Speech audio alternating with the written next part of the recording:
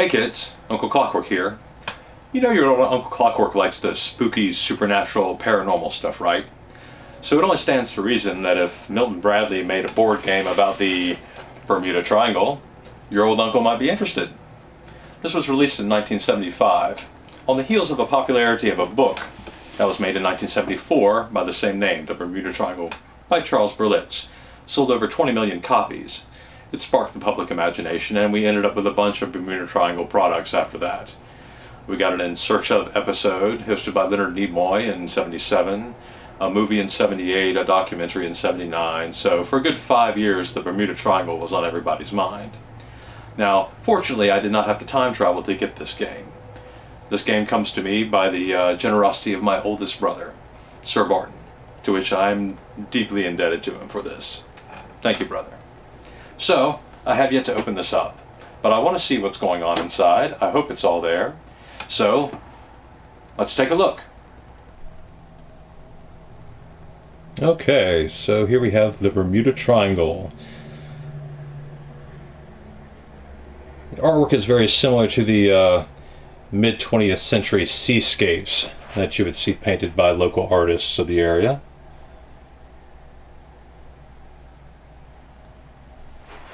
Alright.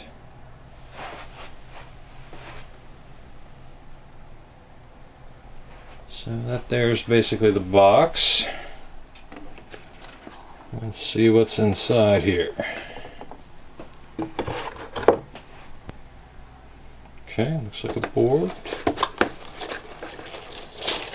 Let's see here. Packing material. Open up that board later here. Ooh, we got another nice seascape here. Oh, that's almost frameable. That's beautiful. Okay.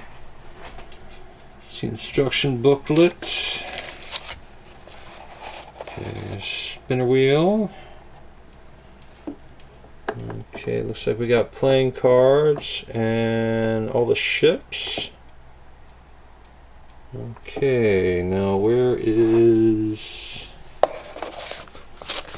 the storm? There should be a storm piece in here. So under this. Aha! There we go. There's the central storm piece.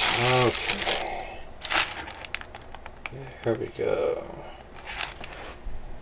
Okay, folks, so looks like it's all here.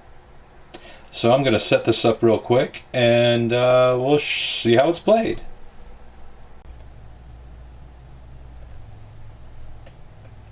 So here we have the Bermuda Triangle. It's a fairly accurate CMAT from 1975 as the board game. The little dots are coordinates for which you will move the big storm that is now placed in the center.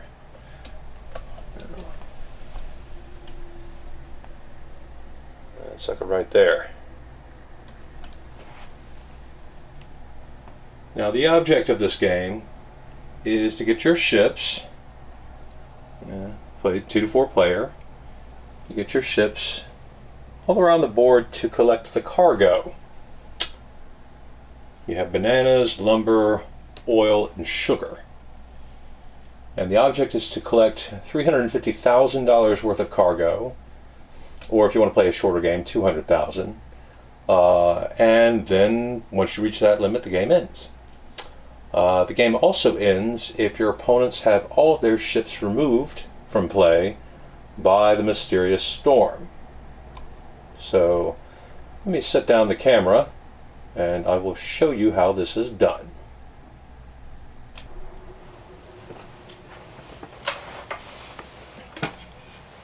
Okay, so gameplay of Bermuda Triangle. Fairly simple. Each player gets a color of ship. Each ship,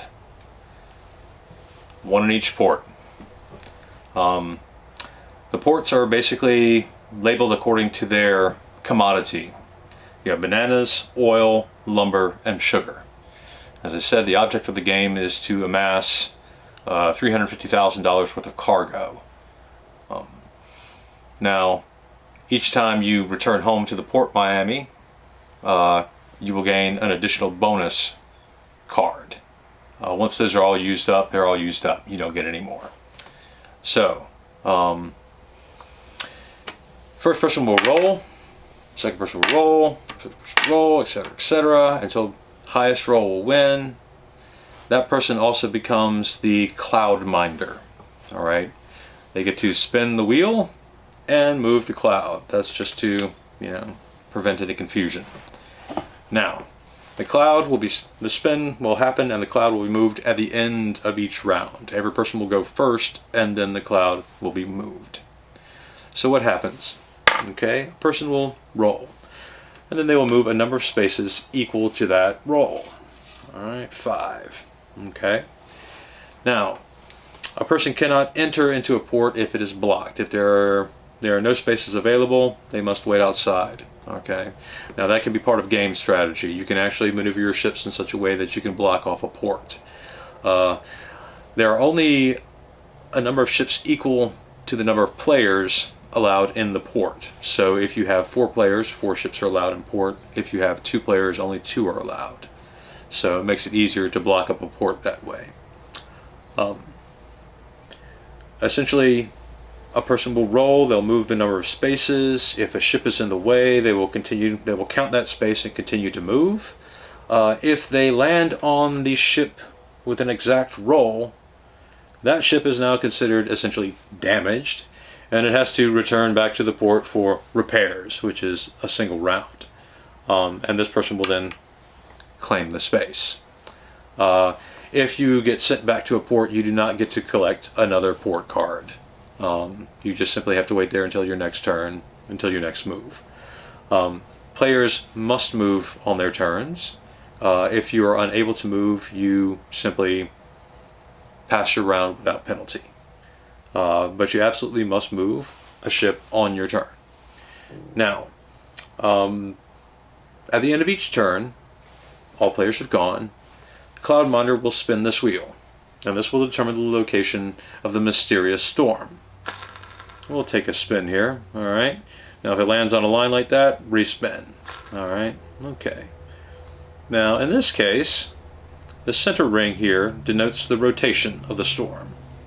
You have a small piece in the center. This one here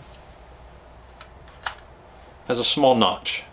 The notch will always face north. And this will be rotated until the corresponding number aligns with that notch. So I got G. So we're on G here, okay? Storm starts out, there's a red dot in the center of the board. That's where it starts.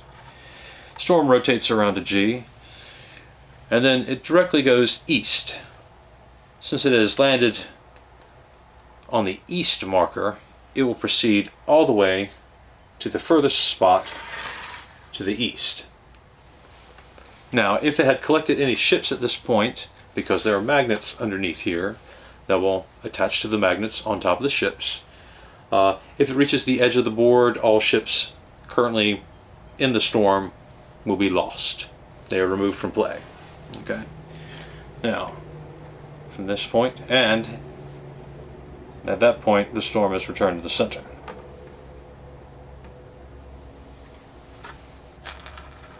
Now, on a normal spin, you'll get something like this. All right. F is the rotation, number of spaces moved, and direction. So we rotate clockwise to F, move 7 spaces to the west. 1, 2, 3, 4, 5, 6, 7. Now, as you see, the storm will pass over part of the shipping lanes. A ship, if you are moving, you cannot enter into the storm. The storm will block you. Okay, you must stop right at the edge of the storm. Okay. Now, if you're just sitting there and the storm happens to pass over you, it's gone. Because as you see, the magnet will pick up the ship. And once the storm has it, there's no way of getting it back. Occasionally, due to gameplay, position of other ships, a ship may actually be knocked off course. It may be deposited elsewhere, in which case you would simply return the ship to the nearest blank space. Now, as I said, it's a very simple game. Move around the board, collect your cargo, get up to $350,000. Try to stay away and out of the storm. If you happen to lose all your ships, you lose the game. If you get to $350,000, you win the game. It's pretty simple. So, there you have it, folks. The Bermuda Triangle.